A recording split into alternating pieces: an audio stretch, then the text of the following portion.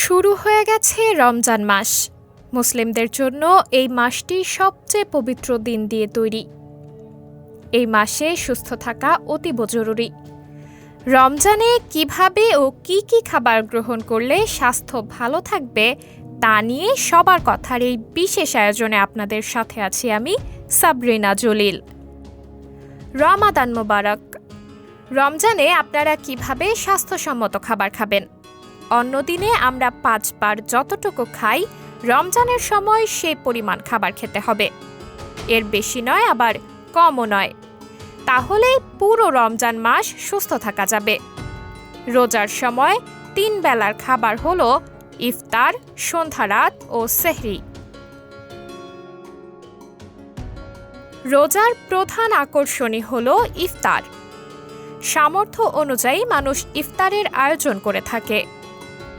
এ সময় অনেক বেশি খাবারের পদ থাকা উচিত নয়, তাহলে দেখা যাবে একটি ইফতারের প্লেটে সারাদিনের বরাদ্দকৃত ক্যালোরি সবটাই চলে এসেছে। ইফতারের প্রধান অনুষঙ্গ শরবত। এই শরবত সারাদিনের পানির অভাব পূরণ করে ও ক্লান্তি দূর করে। বিভিন্ন উপাদান দিয়ে শরবত তৈরি করা যায়, যেমন ইসবগুলের ভুসি, তোকমা দানা, চিয়া সিডস, লেবু, তেঁতুল, বেল, দুধ, দই, ফলের রস ইত্যাদি। শরবতের পরিবর্তে ডাবের পানীয় খাওয়া যেতে পারে, তবে কোমল পানীয় কখনোই নয়। বৈচিত্র্য আনার জন্য এক এক দিন এক এক রকম শরবত তৈরি করা যায়। ইফতারের খাবারগুলোর মধ্যে সাধারণত থাকে ছোলা, পেঁয়াজু, বেগুনি, আলুর চপ, কাবাব, চিকেন ফ্রাই, ডালপুরি, আলুপুরি ইত্যাদি। তবে ইফতারের প্লেটে ছোলা মরিচ ছাড়া আর 1টি বা 2টি তেলে ভাজা রাখলেই ভালো হয়। বেশি বেশি তেলে ভাজা খাবার খেলে বদহজম, গ্যাস্ট্রাইটিস, ওজনাধিক্য, রক্তে চর্বির পরিমাণ বৃদ্ধি ইত্যাদি হতে পারে। এদিকে পেটে চর্বির স্তর বেশি থাকলে ক্ষুধা বেশি অনুভূত হয়, অর্থাৎ ইফতার ও সেহরিতে বেশি খাবার খেলে ক্ষুধার তীব্রতা বেড়ে যায়। তখন সারাদিন উপবাস করাটা কঠিন হয়ে পড়ে। ইফতারে কাঁচা ছোলা, আদা, পুদিনা পাতা ও লবণ দিয়ে মেখে খেলে কোলেস্টেরল কমার সম্ভাবনা থাকে। এটা বেশ উপাদেয় এবং স্বাস্থ্যসম্মত।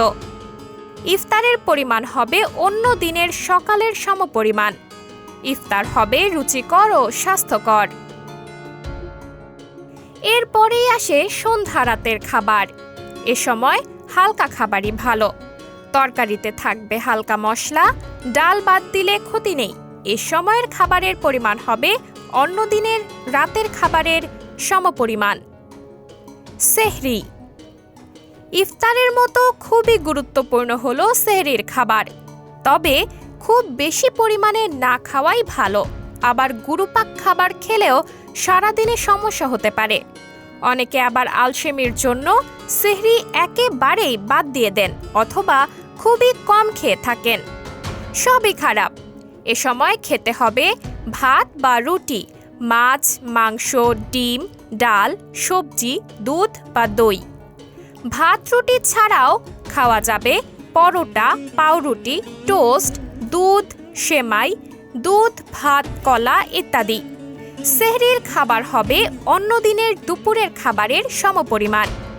রমজানে কখনো বাসি খাবার খাওয়া উচিত নয়।